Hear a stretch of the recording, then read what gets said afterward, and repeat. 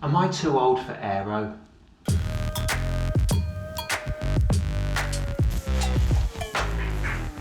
Hello, I'm Andrew and I'm 53 years old. Am I too old to ride an aero bike like this Canyon Aeroad? Should this type of bike be the preserve of professional athletes? Perhaps I should consign myself to hanging this bike on the wall and just admiring it as a piece of artwork. Am I too old for Aeroad? Aero bikes are increasingly being used in professional road racing, and there's a good scientific reasoning why. It's not surprising that aero bikes are designed with aerodynamics in mind. The clue is in the name. But what is an aero bike and why are aerodynamics important? Well, an aero bike is like any other racing bike. However, its geometry and shape is attributed mainly to optimise its ability to move forward through the atmosphere. We don't need to be scientists to know how hard it can be when riding into a strong headwind. So how much faster is an aero bike over a non-aero bike? You'll often read advertising claims that an aero bike with aero wheels can save you, for example, 48 seconds on a 40k time trial compared with a standard road bike. This is something that can be a bit misleading. It's not that one is faster than the other, it's that one has a much lower coefficient of drag than the other. Let's keep things simple. Basically, when you're riding your bike at a constant speed, let's say on a straight and level road, you are expending energy in the form of work. And we can measure work as joules per second, or more commonly known as power. If you're lucky enough to own a power meter, you can measure this power instantly or at the end of a ride to determine your complete energy expenditure. Now for the science bit. Warning, warning. Let's get nerdy. The power expenditure results in what is called the motive force in the direction of travel. Now, according to Sir Isaac Newton, you know, the dude that saw the apple fall and discovered gravity. Well, according to Newton's third law, for every action there is an equal and opposite reaction. This means instead of constantly accelerating, getting faster and faster off into the distance, our motive force is being balanced by resistive forces such as friction and air resistance. By far the greatest of these is air resistance, and scientists call this the drag force. Now don't be scared off. What the equation tells us is that the drag force is proportional to the square of the velocity.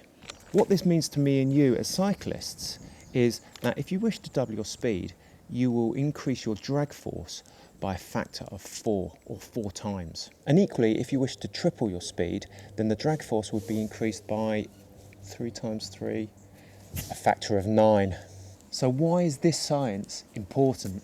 What the drag equation shows us is that should the drag coefficient or the frontal area be reduced by any amount at all, it will result in greater speed.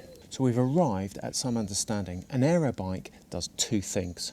First, it optimises its geometry to reduce its coefficient of drag to as minimum as possible. This it does by using long spread out shapes and smooth surfaces. You can see this in the blade-like front forks, which are thin and flat. And around the joints, the carbon fibre is smooth and blended to allow the air not to be disturbed.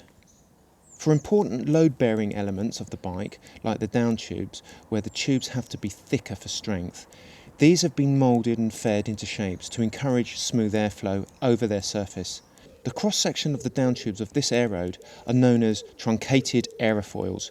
Aerofoils are basically the same shape as an aeroplane wing, which is obviously designed to go through the air as efficiently as possible. But the clever bit is in the truncated shape, which means that there's a bit cut short and results in a sharp back edge. This has the effect of producing induced air turbulence at the rear of the tube. Now this turbulence is actually a good thing because it creates the same effect as if the down tube was actually still there, allowing airflow over the entire bike frame to remain smooth and laminar. The advantage of this is obvious: less material in production and less weight on the bike. Every bit of the bike is optimised for smooth, uninterrupted airflow, and this importantly includes aerodynamic wheels. These Reynolds strike wheels utilise an 80mm deep section to encourage that smooth, streamlined flow. Now what about that lump on top of the bike, known as the rider? Well, this brings us to the second feature of an aero bike. Aerodynamic rider position. This is achieved by stretching the rider out and contorting him into a smaller frontal area as possible.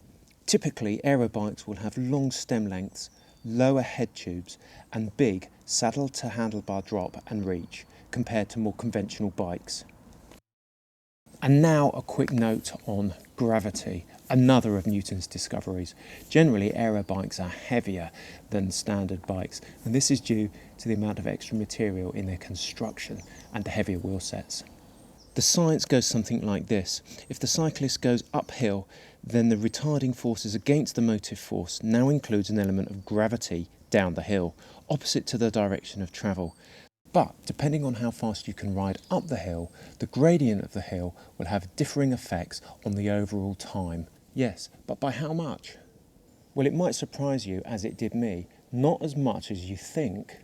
By this I mean the advantages of an aerodynamic bike outweigh the advantages of a lightweight bike on all but the hilliest of parkours. Now, the tipping point can be calculated, but without frying your brain or mine, it's sufficient to say that for the average cyclist, a gradient needs to be at least 3 to 5% over a prolonged period of time, at least several kilometres. And for a pro cyclist, the gradient needs to be somewhere up between 7 or 9%. And that's because a pro cyclist can maintain a higher power output and therefore sustain a higher speed, thus encouraging the benefits of the aerodynamic bike over a lightweight bike. Additionally, any advantage that a lightweight bike has going up a hill are more than compensated for by the aero bike going down the hill the other side, and of course those flatter sections between each of the climbs. Right then, so how does age have anything at all to do with all of this? Well, it's not by coincidence that we've never had an over 50-year-old Olympic time trial champion. Unfortunately, it's a sad fact of life that as we get older, we suffer a loss of power output and body flexibility.